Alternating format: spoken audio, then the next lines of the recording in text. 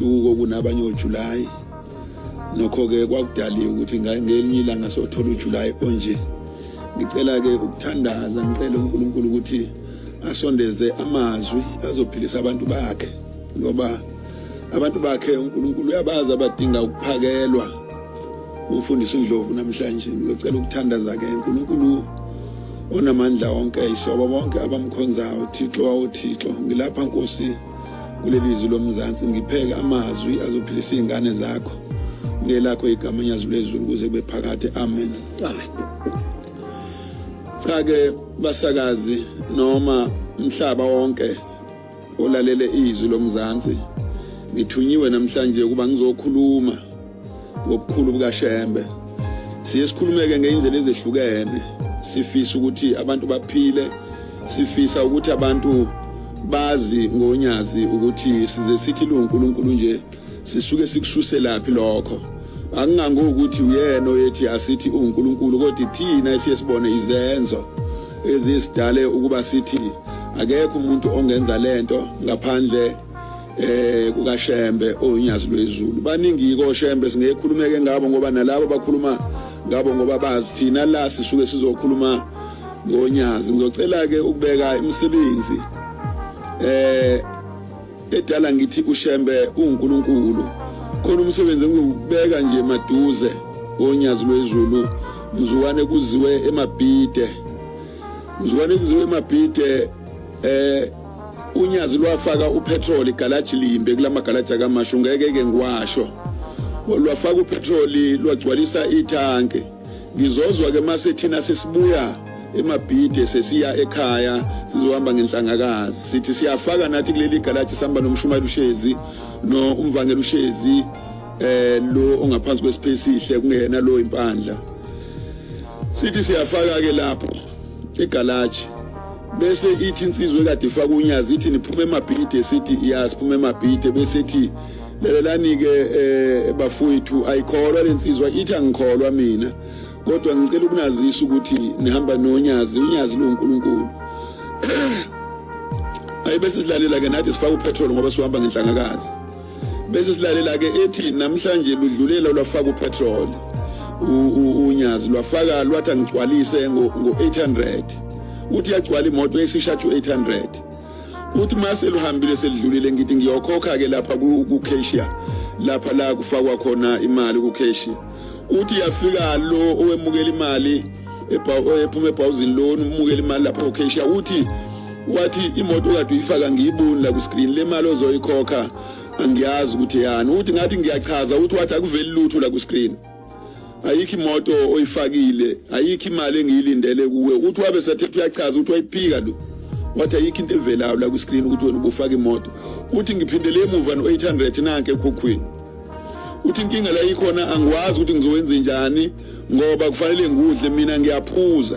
Kodwa angikwazi ukuyiphuza le mali ngoba angazi ukuthi lento engehlelayo yini ngoba selokhu ngafaka upetrol la angikaze ngize ngithola imoto ukuthiwa ayiveli ku screen kade ifakwa yimina. Wathi namhlanje ke ivele, wathi namhlanje ayivele ku screen imali nansi ekhokhweni. Wathi ngiyaphuza kodwa le ngeke ngiphuze lutho kuyona ngizohamba ngiyothengela izingane ukudla. Ngicabanga ukuthi umsebenzi omkhulu loyo okhombisa unyazi ukuthi uNkulunkulu uma lungaveli ngisho ku screen lesi sala emhlabeni ngenxa ukuthi umuntu kufanele ethole imali nje ukuze yokondla izingane zakhe. Sikhuluma ngobukhulu ke obunjalo obenziwa unyazi esingeke sikwazi ukufihla. Siyavuma ukuthi umhlaba ungesho wonke ukuthi unyazi loNkulunkulu noJesu babe ngamvumi bonke abantu ukuthi uNkulunkulu ingakho baze bambulala nje. NoShaka babe ngamboni bonke ukuthi uyinkosi yamakhosi ingakho naye bagcina bembulala. Manje ke nonyazi ukuthi khona abaphikayo asikungabazi ukuthi bafanele phela ngoba kusemhlabeni umuntu ucabanga ngendlela acabanga ngayo. Ngicela ukudlulela ke komunye umsebenzi uShembe akangenzela wona. Ngicela ukukhuluma ngomsebenzi nje ke wenyanga yezulu. Ngomthetho bengithi ngibeke imisebenzi iyonyazi imithathu. Bengithi ngizoyikhuluma kodwa manje kufika wenyanga yezulu ngoba wenyanga yezulu uqondene nami ngo. Ngenyanga yezulu ngathola ingane kaMakhothi. Ngizoyikhuluma lento noma ngayikhuluma enkonzweni ngoba ngiyikhuluma kumhlaba wonke ngizocela ukuyikhuluma. Ngathola ingane kaMakhothi ngo93. Le ngane yaba yiPrem. yangena ebhodleleni tema isifakwe ebhodleleni yahlala ke isebhodleleni uthi ke unkosikazi zazimbili ingane ezazisebhodleleni ngalo nyanga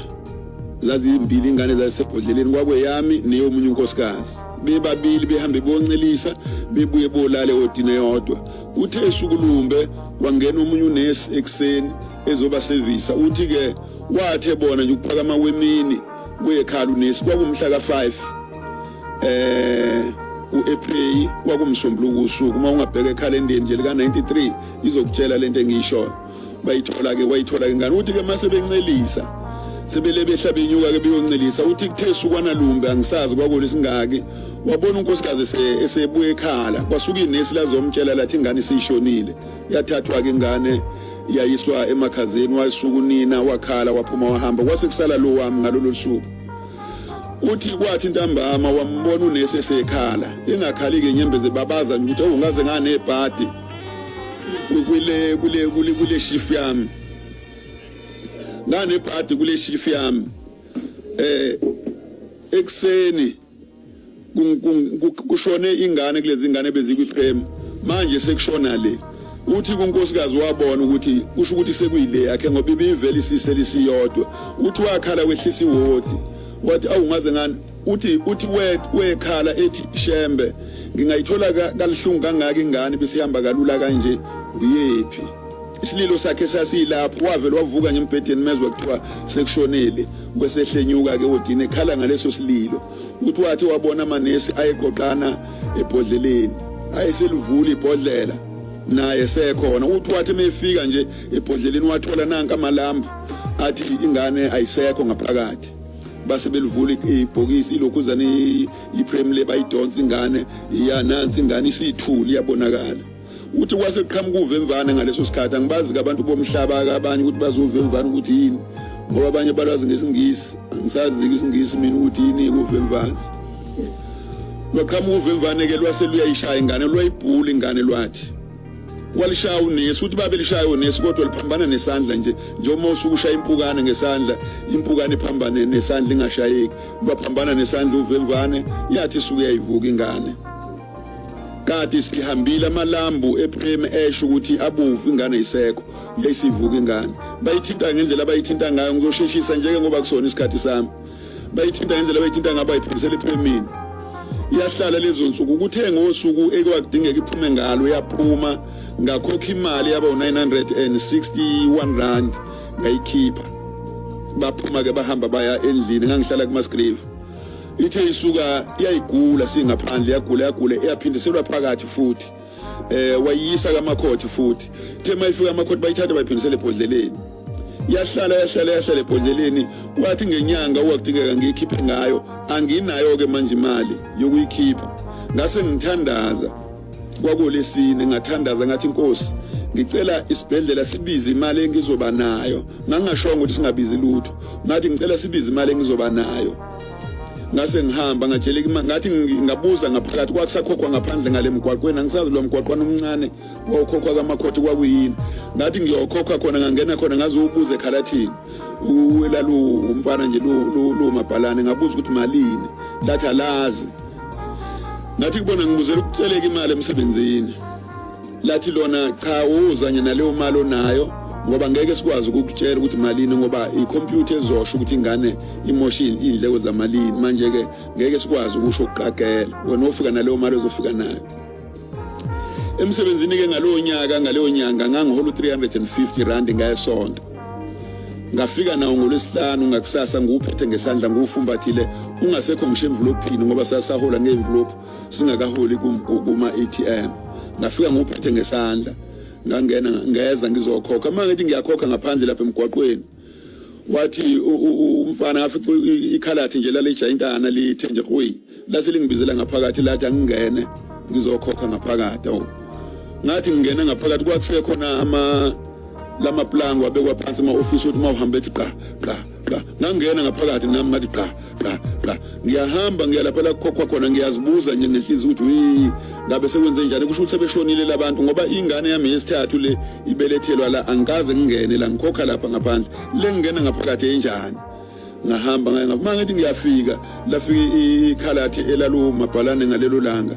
lavele ladabula la keep sleep labhala islip nakulo lamabhukwana lawa ama-plate cash lo ubhala uthathe i-carbon paper labhala khona la nginikeza islip lathi kukhona umuntu ofikile la wafika wakhokhela lengane kwesishiya islip washiya ushintshi mina ngitheni ngithe ngicela kubizwe imali engizoba nayo kodwa lapha akuzange kushiye ukuthi wabona karu le mali engiphethe ngesandla yikho ngoba endlini kufanele kuthenge ukudla okuzodliwa yiyo lengane kwase kuvele ngavele ngakhokhela umuntu mina namanje angimazi umuntu wangikhokhela angimazi ngisho ukuthi wakhokha malini kodwa ushintshe ngawuthatha kwathi ushiyiwe kwaku 5 rand 26 cent wathathwa yimina neslip lokho ke kukhomba ubuNkulunkulu bukaShembe ingakho ke sithi unyazi lwezulu luNkulunkulu singesho ukuthi abantu abasho njalo ngoba phela abazi lutho kodwa thina esaziwa ayikho indlela esombiza ngayo ngoba akekho umuntu wengangikhokhela ebese ngangitsheli noma ngabe ngakhokhelwa uwe nje ke ungizwa ngikhuluma ungabe usungitshelile manje ukuthi wangikhokhela imali mhlawumbe nemali ngabe usuyayifuna ngakho ke singeke uyeke ukuthi uShembe uNkulunkulu imihla yonke unyazi lwezulu singeluphike uNkulunkulu emhlabeni nasezulwini ngoba nendaba zasezulwini ziyavela makwenza ngoba ululandela unyazi lwezulu ngizokhuluma inkulumo engazoyiqeda ke ngoba sengifuna ukuphuma kuyona ngo 2019 lo nyaka esiphuma kuona ngila eKenani bese ngingasinike ngalelo langa ngihambe nje ngobuka umgidi ngithi kwakuphakathi nensuku sengibona insizwa nje izohlala eduze kwami cha sihlaleke nalensizwa sibuka umgidi mangaphosisi ngithi sasibuka omama ibise lensizwa ingixoxela ithi ixoxe ngomfundisi obephethe inkonzo ngoJanuary ithi lo mfundisi obephethe ingakhombisi ukuthi iyabona ukuthi uyelo lo mfundisi obephethe inkonzo ngoJanuary ikhulumeke ngendlela eyakhuluma ngayo incoma nje ke inkonzo indlela ayiphethe ngayo ibese ngingasho nami ukuthi ngiyamazi lo mfundisi ebisithi ke ubukhulu bukaShembe akangenzela bona isixoxo kwayo ke nayo ithi ke yaboshwa yona eGoli babamba inkunzi behijeka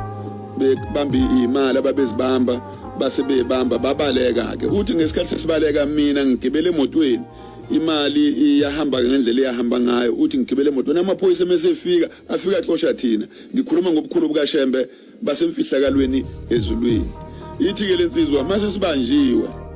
amaphoyisa avela nje mina nguaccuse number 1 kungekho ukukhombisa ukuthi nguaccuse number 1 avela angithumba nje emotweni sathi siphuma mina ngase ngiqanjwe igama lokuthi nguaccuse number 1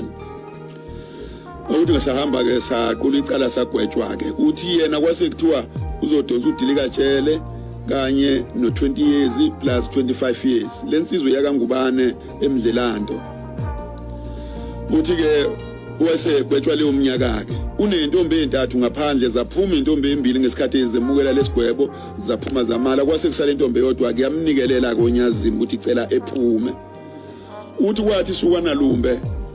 wayesebona isibonakalisweni uthi ubona la ephusheni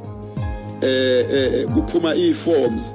ebhodini nje phezulu kwaphuma nje iforms laseluwela kuyena uthi wathi melifunda leli forms lithi unyazi lwezulu uthi libhalwe phezulu kuxoxa isiboshwa useyiNazaretha lo muntu uthi sibhalwe phezulu iforms lithi unyazi lwezulu sibani ngubane uyaphuma ngo2018 ngenyanga yesithupha nensuku zobe zisithupha ukhuluma iforms ephusheni ngicabanga ukuthi uyawulalela lo mehluko uthi kheke ukuthi kwakusepusheni kushiya iforms lithi nyazi lwezulu uthi lathi nje unyazi lwezulu phezulu laselithi sibani ngubani uyaphuma ngosuku oluthize uyaphuma ngo2018 ngenyanga yesithupha nensuku zobe zisithupha uthi awungavuka ngathi ngiyaphupha uthi ngesaba ngisho ukutshela ezinye iboshwa ukuthi ngiyaphupha uthi hayi ngathi ngempela ngiyaphupha ngingatshelwa mina ukuthi uwe u25 years no20 years nodilika jele akaphele ngisho 20 years ukuqala kodwa mina sekuthiwa ngiyaphuma mina ngisabudonsa nje u10 years ukuqala hayi uthi wahlalela nje uthi kwathi phakathi nenyanga ngenyanga yesithupha ku2018 wase kuvele kwafika ke iforms ke manje liphuma ku correctional services uthi salibhaliwe ke manje ngqo lathi sibani ngubani sabhaliwe ke lona ukuthi unyazi lwezulu selibhaliwe lwathi sibani ngubani igama lakhe angilazi kodwa waka ngubani uthi laselithi uyaphuma ngo2018 ngenyanga yesithupha insuku zaba zu4 kwahlukana insuku kuphela iforms lathi zu4 kanti ephusheni kuyena lalithe isithupha kodwa inyanga kwayiyo nonyaka kwayiwo into yenzeke emfihlakalweni ngakho ke yizo zonke izinto lezo iphumile lensizwe yiNazaretha manje ke siye sikubukeke lokho sithi noma umhlaba ke unzima ubukela ukukholwa phansi isimo seCovid njengoba sinjena nje isimo seCovid sibukela kakhulu amakholwa phansi ngathi awona umsebenzi walutho amakholwa adala unembeza kubantu abantu nje abanawo unembeza usekho kubantu eminyango abantu babulala abantu besifazane nje baphendukele umoya abanabo nembeza manje angeke uwazi ukuthi umuntu wesilisa usathatha isibindi sokubulala umuntu wesifazane kumnandi kanje ukuhlala nomuntu wesifazane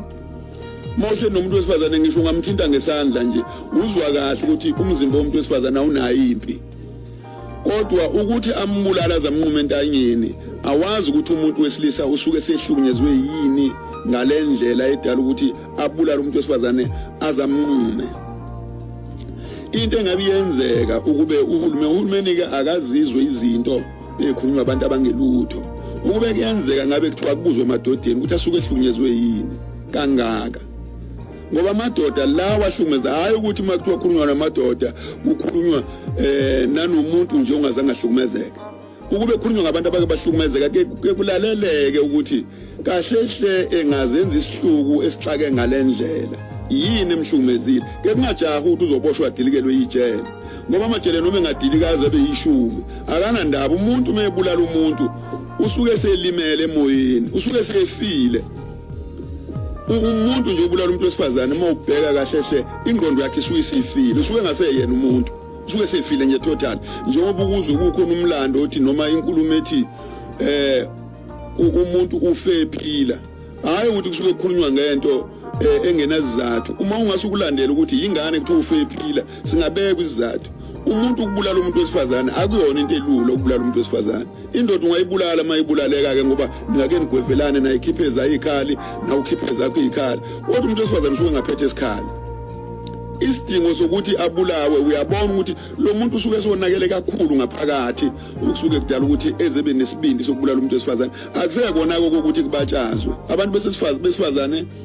basempini enkulu kabi kulokufa bakufayo futhi ngicabanga ukuthi akuyona lempi okuthiwa infection fight ngicabanga ukuthi lokho kuthiwa iwar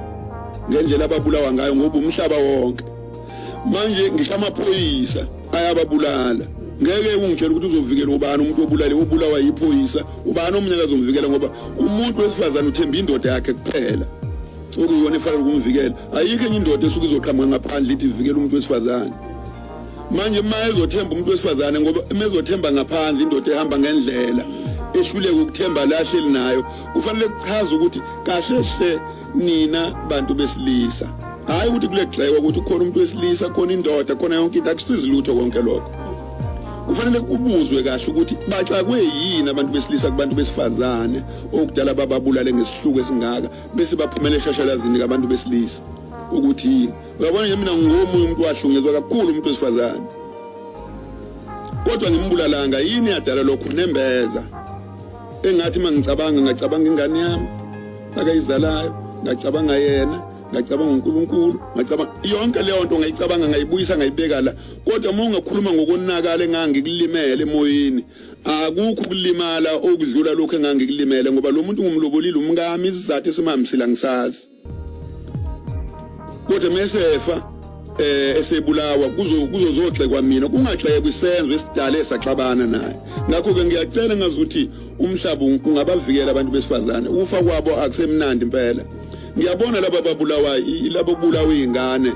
zibulawa yigebengu ngeke usho lutho kwisigebengu masibulala umuntu ngikhuluma ngomuntu okuthi ufele othandweni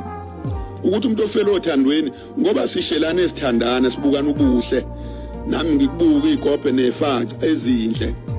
uthi wamuhle lo muntu amazinyo mahle yonke into yinhle yinini la sengiqale khona ukubona ukuthi ufanele ukunqunywa entanyeni akubekwe izathu ke lapho sokuthi abantu besifazane baxakaphi yebo bayahlukumezeka nabo kakhulu nabo abavezeke ukuthi beze bedale lento ebabulalayo bayidaliswa yini hayi umuntu vele bona umuntu wesifazane seyinyamazana nje ubona ukuthi ngawe uyamdubula noma uyamnquma yonke lento umuntu wesifazane umnandi ngishindwangu nje mawuke wayithinta nje yakhe uzwa kahle ukuthi akayona impilo lomuntu uthinta isitho ukuthi la uzwe kahle ukuthi ukwazi kwamnandi la ngithinta khona mase kuthi ukhipha umbese unqume entanyeni sekwenze njani inkingi ikhona lapho hayi indaba yokuxeka kusizilutho nodi likajele labeni bani ekuthiwa bazonikwa bona abasizilutho ngoba bafa kunjalo abantu besifazane uhulumeni unika umuntu udilikajele ongaphezulu edle inyama engenathambo umuntu kube kuthiwa ugwetshwa udilikajele umuntu wesifazane ugwetshwa udilikajele enhlabathini noma ngabulele phezulu kwegabede akalisusi ngoba ugwetshiwe le ndoda imgweba udilikajele yamfaka enhlabathini uhulumeni ugweba indoda udilikajele uyinikeza inyama imuphi udilikajele omnandi lapho ngoba udilikajele oxakile omnandi nje mangathi uyakhetha nje ukhetha ukufa noma ukhetha ukuphila udle lapho udilikajele iminyanga eyikhulu udilikajele abathathu ube la kodwa udla inyama lapha ejele nami ngawukhomba ukuthi awu ngizodla udilikajele wasejele ngoba angizukhokhela gesi angizukhokhela anginamali nje akukho nje ukuzongifuna kumina ephaketheni ukuthi anginamali u10 years vela yikho into ezongifuna imali udilikajele ongcono ke lo unalo udilikajele wasenhlabathini manje ke vela yikho into osuke yenziwe ngokunikwa umuntu udilikajele bebulela umuntu into efanele igwetshwe ukuthi musu kubulala umuntu uma umbulala uxakwe yini ayikho into engakhulunywa noma ngabe bacabene kanjani akuvula ushashalazi lokuthi abakhulunywa futhi abantu okufanele bekhulume udaba lwethandana abantu abaganile nabaganiwe ngeke uthathe umfana ongaganiwe eno35 years uthi akazokhuluma udaba lwethandana wazini lo mfana ngokwazi ukujola kuphela manje la ema-ofisi la kukhulunywa khona ukuthiwa kukhulunywa indaba zethandani yini le ma-ofisi kuma-social worker uthatha umfana ongaganiwe ezothiwa akazohlala la emukele udaba lwethandani engaganiwe wazini ngokuganwa lo muntu ngoba akazi lutho kufanele uthatha umuntu oganiwe noganile kuthiwa abahlale phansi bemukele udaba lokuxabana kwethandana bese bemukela ke bese bayalanyulwa ke labo bantu ukuthi wena unenkinga ngoba wenza nje wena unenkinga ngoba wenza nje hayi ukuthathwa abantu abangaganile kuthiwa nabanye abehluleke emzini thatha umuntu owehluleke emzini wachitheka ubusuthi akazothatha udaba lwethandana vele labo bantu uyabaqhatha njengoba uzoqula icala labo wrong bephumela eminyango yithi indoda ngizokuthola ekhaya angithi la indlini uliqule wrong leli cala kodwa uma ubeka abantu abaganile nabagane kahle abazi ukuthi indoda iphathwa kanjani indoda iphathwa kahle nomfazi nomuntu wesifazane uphathwa kahle akekho umuntu ophathwa kabi ngoba umuntu wesifazane kufanele ayazi indima yakhe akayidlalayo umethu seganile nendoda yazi ukuthi mase ngithi ngikaniwe kufanele umuntu wesifazane ngimphathe kanje ayifunakala indoda ethi mayihamba emzini wayo ingasho unkosikazi ukuthi yaphi ivele iphumisa komphefumulo umphefumulo awusho phela ukuthi uyaphi mawuphuma noma uyesogwe noma uyezulwini awusho umphefumulo ukuthi uyaphi manje nendoda kufanele indoda ukuthi iqhoshe ngobudoda bayo ukuthi angifuni ukubuza ukuthi ngiyaphi kodwa mayisifile lapho isifika yathola inkinga umfazi uzotshelwa manje kuthiwa ke embatha ingubo kodwa ubengazi umfazi ukuthi lo umuntu wesifazane lo muntu ukuthi uyaphi ningixolele ngalolu limi ukuthi umfazi cha inhlonipho phela efunakalayo la kodwa ke manje usiko lolu ngomthetho hayi ukuthi inhlamba cha akuyona inhlamba kusuke kukhulunywa nje ngokuthi lo muntu uzefe aze hayi ukuthi ngoba ukuthi libekwa kanje ngoba lusanhlambana aliyona inhlamba nje ngoba nako abantu sebafunda kakhulu ke ezinye izinto sebeyifuna zibekwe ngesingisi khona kuzobe ngathi isingisi noma sihlambalaza uma kuyisingisi nje umuntu uyazi ukuthi si right akuyona inhlamba lekubhalwe ngisho eBhayibhelini ngalendlela engisho ngayo manje ke akudingeki ukuthi umuntu uma wenza ngoba ehamba ekhaya evele ethatha ukhiwe emoto kuzwakala imoto isiduma akabike ekhaya ukuthi inkosikazi ngisayendaweni noma ngabe unesithembu ngiyaka masibani bani ngoba mase efala endleleni uma sibana bana akazi ukuthi indoda ibizephi lo wazi ukuthi indoda iyeka sibani bani kanti indoda ivelelwe inkinga endleleni manje ke konke lokho bafowethu ukuhloniphana ekhaya unkosikazi akadlala indima yakhe nendoda idlala indima yamalungelo nje yiyo leqediswa ingane kuthiwa zihloniphi zani kwamalungelo kwathiwa ingane kufanele yenze into eyithandayo engabuzwa ukuthi ishoniphi ingane kufanele ingashaywa ngane engashaywa kuthi ingane ayitshelwe ngomlomo lezi ezamaphara zitshelwani ngomlomo ngoba phela kufanele ukutshelwa lezi ezamaphara ngomlomo kuthiwa aziphume lapha emgodini ngoba phela amaphara izingane ezalwa abantu azizalwa umgodi amabridge lawo ziphume kanjani ekhaya ke maku ukuthi zifanele ukungashawa azihambe zobuyiselwe emuva ke lapha emabridgeini zitshelwe ngomlomo kuthiwa iphindelana ekhaya ngeke ziye ingane ifaka uswazi ukuze yesaba ngisho ukuthi azishawe phela ngoba umhlaba uswaba nje kodwa ingane ixwayiswa ngoswazi ukuthi lento ayilungile hayi induku hayi imvubu uswazi mina ezami ingane ngazikhulisa ngibekeli inswazi ezintathu ngathi lolu uswazi lwakho uma uke wona wena nanti uswazi oluzokushaya wena ingane zibona amafosi zibona uswazi luzelwa logoba lwathi ithi mayilibheka ingane icabanga ukuganga yesabe lolu uswazi mayiganga ngenkane ngithatha uswazi ngishaya ingane bese ngilithathe ngilibuyisele lapha ixwaye njalo ezami ingane zange zingihluphe ngaleyo ndlela manje ke uswazi olungisa ingane kodwa ke ningazishayike phela ngoba sesibuswa ilohulumeni oflat qondile okubi kulungile okuright kulungile konke kulungile kulelizwe ayikho into ngabe usayihlaba kodwa ke ngiyafisa ukuthi umhlaba njengoba unje ubulawa amalungelo nje awangabe kwilimit yawo ukuthi imanini phela la mawuphuma ekhaya nkosikazi isho ukuthi uyapi mawuphuma ekhaya ndoda isho ukuthi uyapi unkosikazi uzosho kanjani ngoba usuke ufuna ukuyala ethanda khona ngeke esho nendoda izosho kanjani ngoba isuke ufuna ukuyala ethanda khona ngeke isho ekugcineni labantu mase behlangana ku BNB uzokufa umunye ekhaya manje ke ngiyafisa ukuthi umhlaba uzwe kahle ukuthi izwe lonakele kanjena nje impatho kuyona yonakele bekungenje naqala ingane zamavezandlebe bezikhona nasendulo kodwa bekungafi umuntu ngoba bekade kuyiwe eminyango ebaleni kuyohlala ebaleni emlotheni lapha esangweni uqulu icala ukuthi lengane ivele kanjani kwaziwa kahle ukuthi kuthiwa yini ingane ilongwe leli longwe lami ngizoliphakela ukudla la ekhaya elami hayi ukuthi ngizobulala unini into ezokwenzeka uzoxolisa ebeka isenzo esamehlela ezengene kulesilingo selongo ebese khipha inkomo geza umuza geza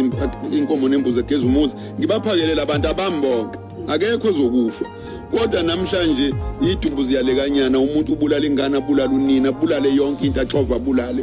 ungitshele baba masekuye emaphethelweni ebulale yonke into ibulale yonke into indoda yini amalungelo ngakho ke ngiyafisa ukuthi umhlaba awube nolwazi ukuthi isimo sinjena nje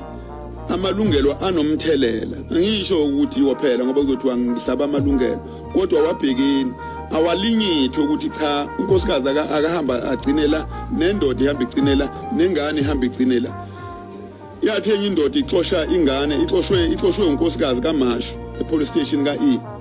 ixoshiwe nami ngiqhamuka ngale ehostela ngizoreporta nami ukuthi ngiqhekezelwe endlini sifica nepolice station mayifika le police station indoda ithi ngizoreport ukuthi ngixoshwe unkosikazi nengane yami ekhaya amapholisa ayahleka ngikhona phela nami ngizoreport ukuthi ngiqhekezelwe indoda iyadilala indoda ithi amapholisa hamba nolungisa le yanto inini nadala le yanto ngoba inini nakhipha amalungelo ukuthi labantu banamalungelo izingane zami lezi hambani ke nozilungisa zingixoshile ekhaya athi amapholisa zixoshe zathi yapi uthi abazange abasho bathe nje ngiphume ekhaya athi amapholisa ivena ayikho wathi lalelani ke manje ivena ayikho ngiyozilungisela mina le yanto ayikho into engizoyesaba engiyesaba kulapha ngizogcina umthetho mangizala manje ivena ayikho ngiyolungisa lapha mina wathi uphuma ngomnyango lambuyisa iphoyisa lathi ayibuya baba sizozama ukuthi sokulekelela kanjani wabuya yama le ndoda yayidilaya yayingahleli phansi ithi ngifuna nolungisa le yanto ngoba umthetho kaHulumeni uthi angixoshwe ekhaya lami